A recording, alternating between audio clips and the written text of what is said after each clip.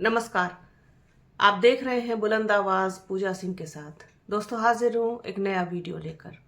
बात करेंगे बिहार चुनाव के बारे में। आज दूसरे चरण का मतदान भी संपन्न हो गया और इस बार बिहार ने साबित कर दिया कि वो किसी से कम नहीं है, किसी से पीछे नहीं है। बिहार वोटिंग करने के मामले में अपने खुद के ही क्या बल्कि दूसरों के भी रिकॉर्ड तोड़ दिए, सारे रिकॉर्ड तोड़ दिए। छप्पर फाड़ के बम्पर वोटिंग की है बिहार ने।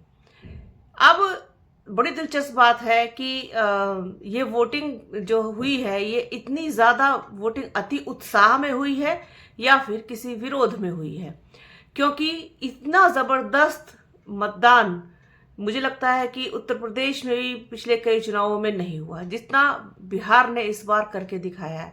क्या बिहार ने वास्तव में बदलाव के लिए वोट किया है या फिर एक बार फिर से उन जुमलों पर विश्वास कर लिया है? ये तो सब कुछ 14 नवंबर को पता चलेगा। एग्जिट पोल आने शुरू हो गए हैं जिसमें बड़ा ही दिलचस्प जो है वो चीजें निकल के सामने आई है, वो भी आप लोगों के साथ शेयर करूंगी। लेकिन सबसे पहले 122 सीटों के लिए शाम 5 बजे तक जो आधिकारिक रूप से आंकड़े आए हैं उसमें 67.14% पोल हुआ 5 बजे तक। लेकिन जो अभी ताजा अपडेट है उसमें ये आ रहा है सामने कि 70% से भी ज्यादा मतदान हो सकता है कि हुआ हो, क्योंकि शाम 6 बजे तक वोटिंग हुई है। सबसे ज्यादा मतदान किशनगंज में हुआ है, 76%, रिकॉर्ड तोड़ मतदान। इसके बाद कटिहार में 75% और बिहार के पूर्णिया में 73%। सुपौल में भी जबरदस्त मतदान हुआ है। कई विधानसभा ऐसी हैं जहां पर रिकॉर्ड तोड़ मतदान हुआ है। आप सब सोच लीजिए, ये किस चीज का इतना ज्यादा उछाल एकदम से देखने को मिला है। ये सारी चीजें तस्वीर देखनी बहुत दिलचस्प होगी 14 नवंबर को। एग्जिट पोल में साफ तौर पर एनडीए की सरकार बनती हुई दिखाई दे रही है। एनडीए में जो सबसे ज्यादा मतलब नुकसान अगर किसी को होगा तो वो होगा भारतीय जनता पार्टी को। नीतीश कुमार की सीटों में बढ़ोतरी दिखा रहे हैं एग्जिट पोल। पीपल्स इनसाइट की माने एग्जिट पोल में तो एनडीए को 133 से 150 तक सीटें, मतलब 130 से 150 सीटें मिल सकती हैं, जबकि महागठबंधन को 90 से 100 प्लस सीटें। और सबसे बुरा हाल exit poll Jan Suraaj party का बता रहे हैं, जिनको केवल 2 सीटें मिलती हुई दिखाई दे रही हैं। कुछ एग्जिट पोल इनको 5 सीटों तक दे रहे हैं। बीएसपी का एग्जिट पोल में जिक्र नहीं है, उसको शायद अन्य की कैटेगरी में रखा है, जिसमें 2 से 8 सीटें अन्य लोग ले जाते हुए दिखाई दे रहे हैं, जिसमें बीएसपी कम से कम 2 सीटें और ज्यादा से ज्यादा 5 सीटें वो अपनी झोली में ले जा सकती हैं। कुल मिलाकर के बीएसपी का भी खाता खुल सकता है बिहार में।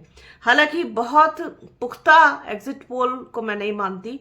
जब से 2024 का इलेक्शन हुआ था तब से एग्जिट पोल ने अपनी ही खुद ही एक कहना चाहिए धत पिटवा ली थी। लेकिन फिर भी इनकी मान के चलें तो एनडीए का पलड़ा वहां पर भारी है, जिसकी आशंका पहले से ही थी। थोड़ा और डिटेल में चलते हैं।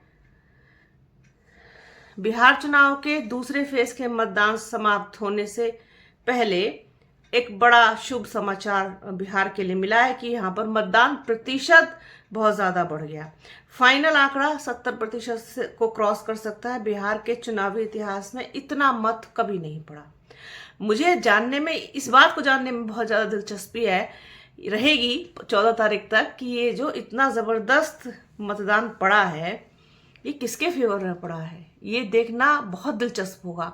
वास्तव में आप लोग को भी बहुत मतलब इंटरेस्ट आएगा इस चीज को देखने में कि बिहार ने आखिरकार किस पर एक बार फिर से अगले 5 सालों के लिए भरोसा जताया है, इतना सुपर डुपर बम्पर मतदान करके। ऐसे में अगर बड़ा सवाल, अगर एग्जिट पोल के नतीजे आएंगे तो किस खेमे में मायूसी छाएगी और किस खेमे में जश्न का माहौल होगा। बिहार चुनाव 2025 में वोटिंग प्रतिशत में आई तेजी लोकतंत्र में सबसे बड़ी जीत मानी जा रही है।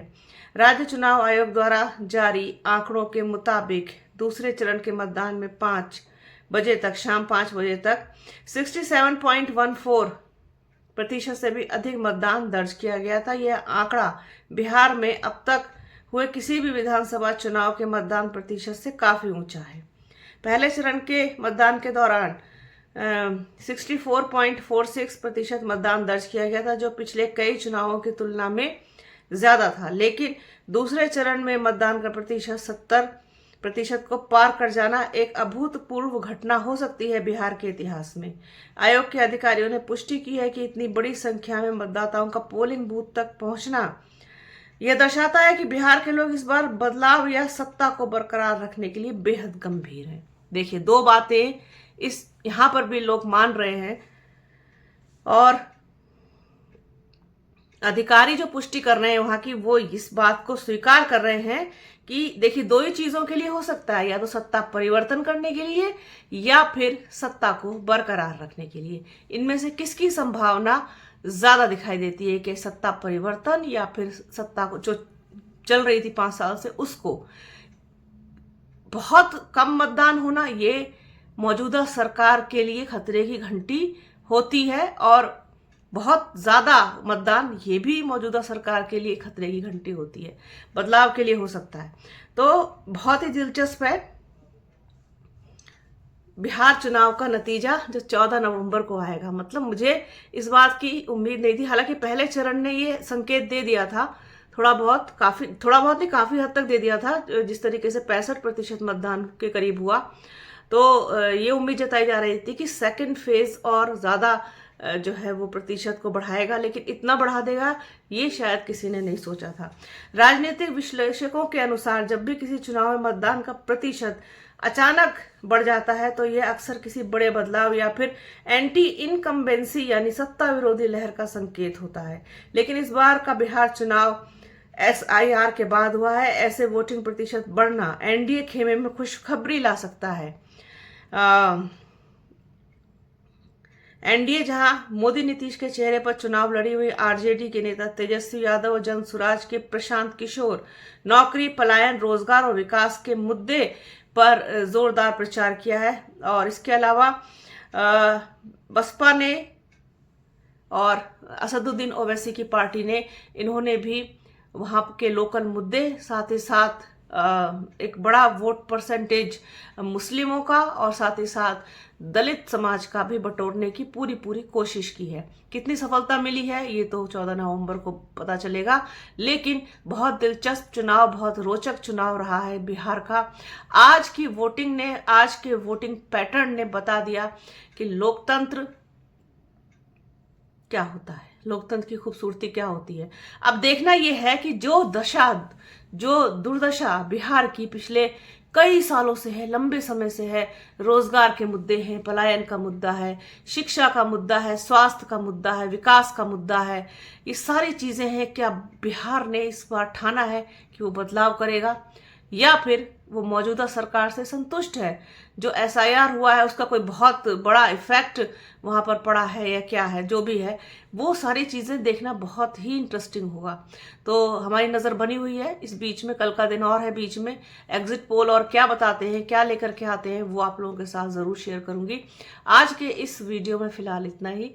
तो बने रहिए हमारे चैनल के साथ।